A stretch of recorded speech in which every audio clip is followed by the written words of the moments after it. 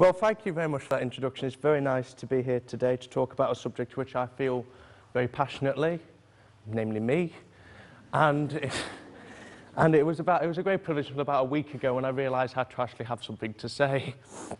And I was kind of thinking about what I could actually come and talk about. And I remembered a few months ago I went up to Edinburgh to see a friend of mine who was at uni there. And I was coming on the train back to Lancaster, and there was a couple of women who were sat opposite me. And I presume they were like a mum and a daughter. And they had lots of shopping bags. And as the train was winging its way back, they were taking out what they'd bought and showing each other. And the mum says to the daughter, she goes, "What did you buy in Waterstones?" And the girl pulls out the bag, The Curious Incident of the Dog in the Night Time. And the mum says, "So I've heard of that, what's that about?" And the girl said, "Oh, it's about this boy with Aspergers, and it's about like his story about how he solves a mystery." And she goes, "Oh, Aspergers, I've heard of that. Is that the one where they had the funny faces?" And then I kind of realised from that incident of just that normal woman on the train that Aspergers don't have a physical symbol, a physical recognition. So when you enter new social situations, work or just going somewhere, you are treated by other people at a level playing field to everybody else, which has its pros and it also has its cons. And it also means that there is a very, very different perception to how they will see you and how you view them, how you view the situation, how you view what sort of interaction you're going to do. For example, in the book, The Curious Incident of the Dog in the Night Time, there's a very separate view to how people view Chris, the main character. Who's not read The Curious Incident of the Dog in the Night Time? Everybody has. Good. There is a... I don't have to explain it. People say to him they'll only ever get a job collecting supermarket trolleys or cleaning out shit at a donkey sanctuary. They call him special needs, you're effing weird, you are a bloody handful, you are that type of thing. There's a general downgrading of him, whereas when we look from his perspective, I do not look at his face, I do not like looking at people's faces. Talking to strangers is not something I usually do. I'm doing well, thank you, which is what you're meant to say. And it's that meant to say which is really very crucial, that you have to learn the rules of communication. You have to be able to kind of identify what you have to do and replicate it. And you have to work out when and where and who and how. And this can be very, very difficult. So you can start off by learning basic things, eye contact, how to, project your voice properly so you don't mumble. But this can lead very often to quite embarrassing situations. Hey, Daniel, you want to take a seat? Don't worry about it, he was an idiot anyway. Plenty of fish in the sea. I understand it. Just don't understand it. There's nothing to understand. Just playing games. Just wants you running around after him. I mean, if there's something wrong with me... Just count it as his loss. But why would he say he loved me? And why would he dump me? Because he's a man. But why? Why has another one dumped me? Maybe he thought you were ugly.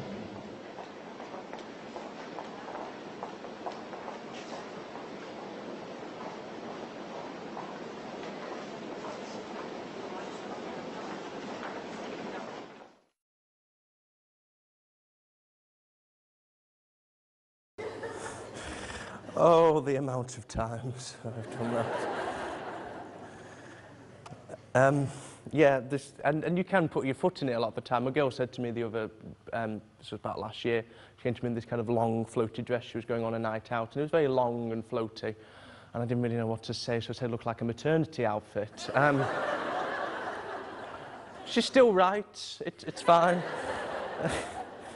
And it is difficult, particularly when it's that fear that when you actually say something, it's going to be taken completely the wrong way. And I will always remember the first couple of days at university where you're kind of thrown together into a house with 12 other people, and everybody's very, very uptight and very wary of what they're saying, and you have to small talk. Small talk, I think, is a complete waste of breath and conversation. And everybody's kind of stood there very stilted, and everybody's talking about how the rot is under the windows and there's a dead mouse in the toilet and how it's lovely and everything. But that is how a lot of Asperger's people feel all the time, that there's a kind of a willingness, you kind of want to communicate, you want to say things, you want to be able to express yourself, but you don't know how, and you're not sure that when you do it will be accepted, and there's that fear. So you tend to kind of keep quiet, keep yourself reserved. I mean, even with my own mum, when I go home after about 6 weeks, if I've not been used to being with her and seeing her and talking to her, I probably would be very quiet, because I'm not totally comfortable with that situation and how you actually express to it if it's not been in that for a while. And so it's often the kind of the more social life of university, which is more difficult than, say, the academic side, with that kind of individual research and individual pursuit, which is often quite more admirable to kind of people with Asperger's. They can pursue their own interests and do their own research, and that often, the social life can often prove more difficult with situations. This is now at last to vent my anger at that social anathema, the nightclub, which, that sordid place of sweat, sick and sambuca, which it never... If there was an Asperger's hell, let's be honest, this would be it. You get 200 people in a room made for 50, it's loud noises, bright lights, and everybody jumps up and down and drinks, and then somebody's sick on you and you're mildly molested. This is the high point of an evening for people. And you pay £5 to get in, and you look for university prospectuses, and you see the pictures of the nightclub, and it's bizarre in many ways. And so it's these type of situations where you have to kind of get used to and understand why other people enjoy them. And you also have to put in your own strategies of being able to say, actually, I'm too tired, or I'm skint, or somebody spiked me drink, I'm going to go home now, and just get away from it. So you have to be able to deal with it in your own situations. I found that I have quite a short fuse of social time that I can do for about 3 to 4 hours, and then I kind of just snap, and then I can't do it anymore. So you can kind of time when you start to socialise with people. So you have to kind of, so there's that aside, and you also have to kind of know the rules and be able to interact with other people. I lived this year with another person who has Asperger's in my house, and he's very, very nice. He makes pyramids out of the lager cans, and the baked bean tins, and he goes to everybody's cupboards and puts things in size order, which is very useful for me because I kind of just chuck everything in. But when we're alone together, if we're just in the kitchen, say we're having a meal, or whether we're just watching telly, the pair of us will not speak to each other. We'll be absolutely silent. It will be a companionable silence nonetheless, but it will still be silence. And we can't speak to each other. It's like doing the foxtrot or something. Somebody has to kind of lead, I suppose, for you to be able to follow it. If somebody else comes in the room, then that's fine, and we can start talking and bouncing off one another, and that's fine. But when we're alone together, because neither of us know what to do, we're just quiet, and that's quite bizarre. So you need to be able to put in your own strategies for different situations that you find particularly difficult. And one situation I found particularly difficult was when you had a large group of people, not like this one, they're all sat very nicely looking at you, waiting for you to speak, but say something like a reception, maybe a house party, something like that, where often people aren't really paying that much attention to you, you're not sure whether you should speak, who should you address. So you put in your kind of own strategies to be able to work out that. So one that I always do is work out who is talking. If you've got a large space of lots of people talking and there's lots of action and it's all a blur and you're not really sure, and whoa.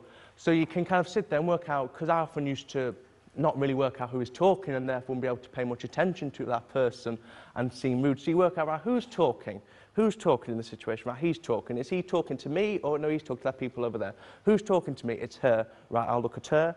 When you're speaking, and you have to be audible, it's often, I kind of worked out that you have to kind of be quite loud, you have to get in quickly, otherwise if there's a lot of people talking, people will just go over you and ignore you.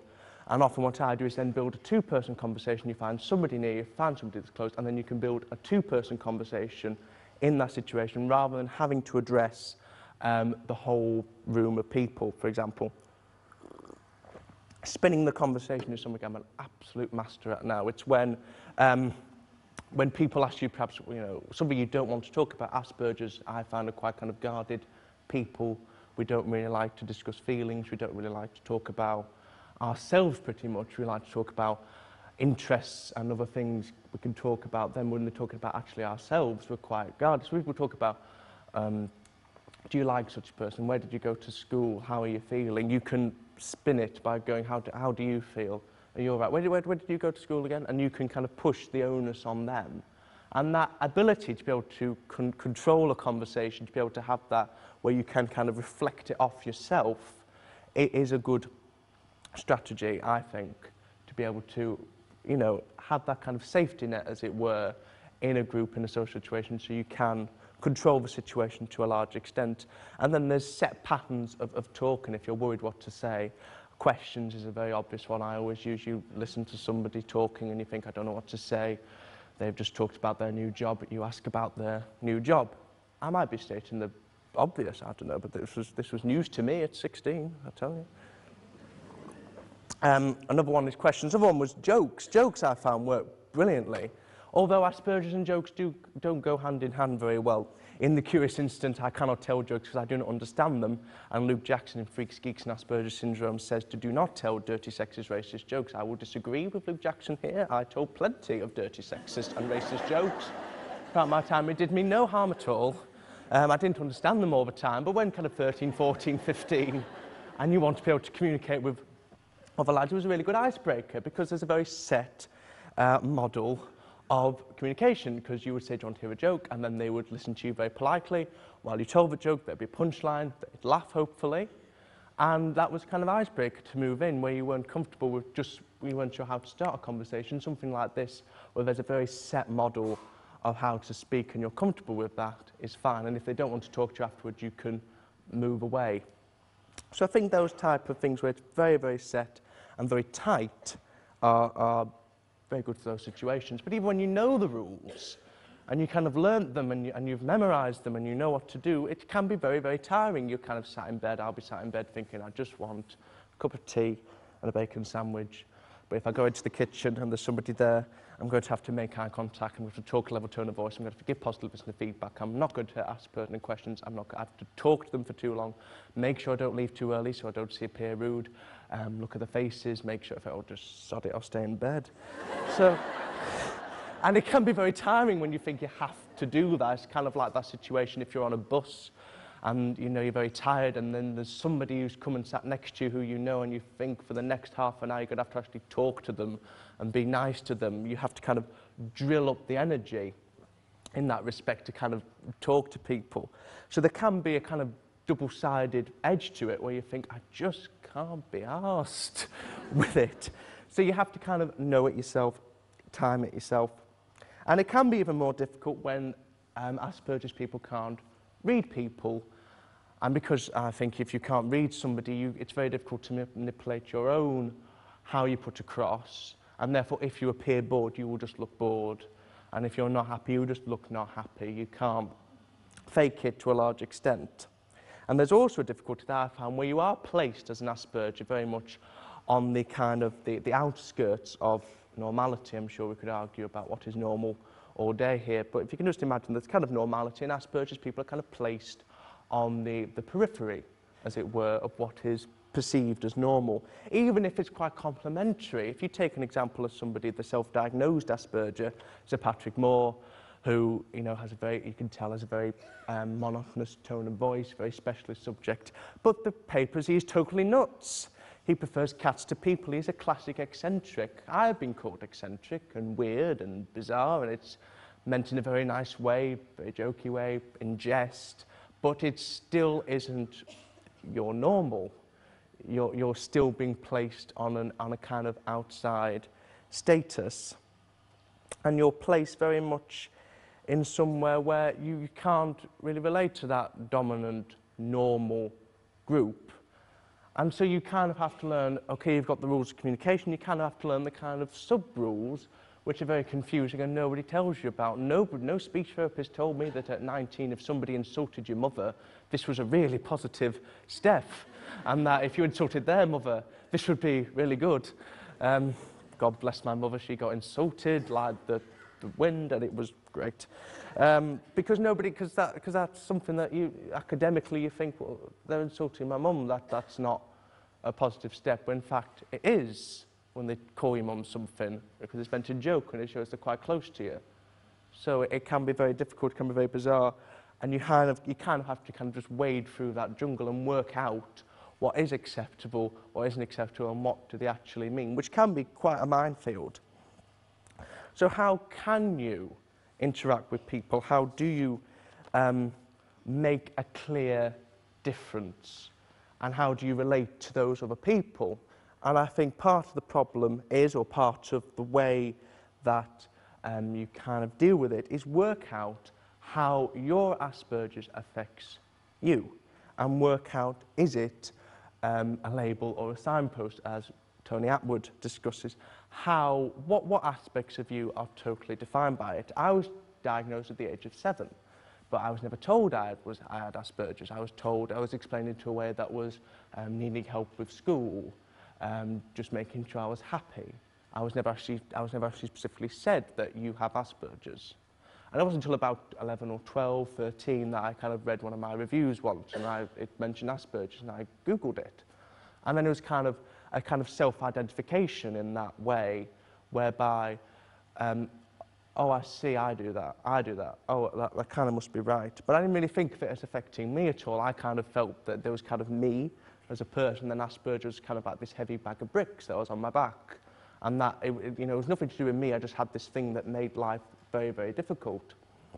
And then I came to be reassessed a couple of years ago when I was going to university, to get the DSA, and then I was absolutely terrified when I thought they could take it away from me. They could undiagnose me. They could say, you don't have it anymore, you're clear, you're free, off you go. And then I'd just be weird, and then this would be very odd. I wouldn't have an excuse anymore. But joking aside, it was very, very sick. And then it was only an educational review, so they couldn't take it away anyway. But that really frightened me. And then I kind of started to accept it, that it actually was part of me, and it's part of who I am, and it affected things like the way I think, the way I talk, the way I view the world, things like my music taste. My music taste is very jazz, very swing, very melodic music. That is probably partly directed by Asperger's. I don't know, probably is. And so that understanding of where it affects you and what your own difficulties are, it doesn't affect me very much spatially, it's more social and communication. So therefore, by understanding that, how it affects you, you can kind of accept it and then move on from there, if that makes sense. And you can kind of put in, as I say, those strategies, that kind of safety net for different situations where you've kind of got that get out of jail card because you know what you're going to expect. Which brings the problem, once you kind of accepted it and once you've known about it, is do you tell people? Luke Jackson, I thought, summed it up very well when he says, do I tell them that I have AS? I don't want anyone to make judgments about me or treat me as if I have a disease. I don't tell people very often that I have Asperger's. People go, what? It's not like saying you have something like dyslexia, where people kind of understand what it is and say, fine. You say, I have Asperger's. You'll then go, what is it? You have to kind of explain it without being self-detrimental to yourself. And so it's often easier, I find, to just not tell people in things like work, in things like new situations. It's just easier to kind of cut through it all and kind of fight it and just kind of work out how it is. I have told people, but they are very close friends. But it's interesting, once you've told people, it's like kind of a huge weight just gone off your shoulders, because you feel like you can now make mistakes. You can tell that girl that, the boyfriend dumped her because she smelt, and it wouldn't matter in that sense, because they kind of would understand that it's not you being weird, it's just you having Asperger's. But as I say, they're already very close in that respect. So that's an interesting one of whether do you tell people, do you allow yourself to kind of be exposed in that sense. And I tend to prefer not to. I just pretend to kind of just go with it and appear a bit odd, but not actually having to explain to people what the different situations are. There is something I would like to talk about in the final kind of bit of my presentation, which is the benefits of drama work. And there's a woman called Elaine Hall, which some of you might have heard of, who does a group in New York for autistic children. And there's a website there, and it's quite a good article. She says, as an actor, you have to learn to listen, be aware, go with the moment. The kids learn socialization, self-acceptance, movement, and verbalization, all the skills they learn in therapy. They learn body awareness, a sense of where they stop, and another child begins. That sense of where they stop, and another child begins. So it's kind of like it's kind of like, you know, where are you, where's Asperger's? Because it's very difficult for Asperger's to actually appreciate that somebody else has a different mind, that somebody else actually thinks differently to you. There's an instance in the Curious Incident of the Dog in the Night Time where, those who read it will know, where she shows Chris the Smarties tube and said, what's in this Smarties tube, Chris? And he goes, Smarties. And then she takes it out and it's a pencil. And she goes, what's in this Smarties tube, Chris? And he goes, a pencil. Then she shuts it again and she said, if your mum comes in now and says, what's in this Smarties tube, what will she say? And he says, a pencil. Because he can't relate to somebody else who have a different point of view. And that was really helpful. I've done drama since I was about 10, and I've kind of done it through societies, clubs, did it at A-level, member of theatre group at the minute. And there are the benefits that anybody doing drama would do. You kind of get peer relationships and self-confidence and abilities to act and perform on anything. But just for people like me, I just thought it was very interesting, just basic physicality of working out how you move your arms, how you move your legs, balance, just to balance on stage for a couple of hours is very interesting, just to actually have that worked with you in a kind of non-educational, non-school sense, just to have fun. There's the physical things of actually speaking, whereas at primary school I would kind of not really talk to people and kind of mumble down here, that actually you can actually learn to project your voice, and the physical side that goes with it, that you have to stand up straight, take breaths, do that sort of thing. Body language, what different body language actually does, how it affects your presentation. And then kind of later on when you're trying to get into a character, even though it's a kind of very rigorous kind of academic way of doing about it, you have to put yourself into somebody else's shoes. You have to accept how does somebody else think, and it kind of gets you into that mind frame of being able to appreciate other people's point of view, of trying to think about things slightly differently, of trying to take on somebody else. And you can be able to do that. So as I say, kind of physicality, speaking, and body language are all things that I've helped.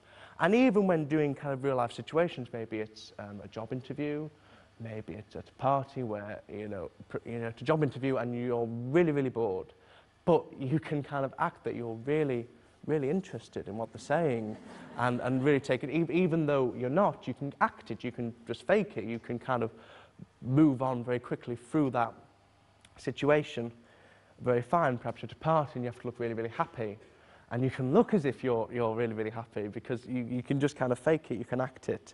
So I just want to really say that with that awareness of the self, how Asperger's affects you, where it affects you, what you can do about it, then putting kind of strategies in place for different situations where you can put that safety net in so that you know when you're going out. For example, I know that I can only really be sociable for about 3 to 4 hours, so I won't go too early. And then I'll make sure I have an excuse. Maybe I've got something to do in the morning, maybe blah, blah, blah, where I can get out quickly if I need to. I've got a bit of an excuse lined up, it's not so bad. With that kind of confidence and practice, which includes making mistakes, includes putting your foot in it from time to time, and includes that ability of self-mockery, that ability to just kind of laugh at yourself and move on, which means you're not too hooked up. You're not kind of too bedded down in embarrassing yourself and making awkward situations. And to kind of leave on that note of self-mockery, I will end by saying, how many Aspergers does it take to change a light bulb? 1, but they have to do a 3-month electrician course first. Thank you very much, ladies and gentlemen. Enjoy the rest of the conference.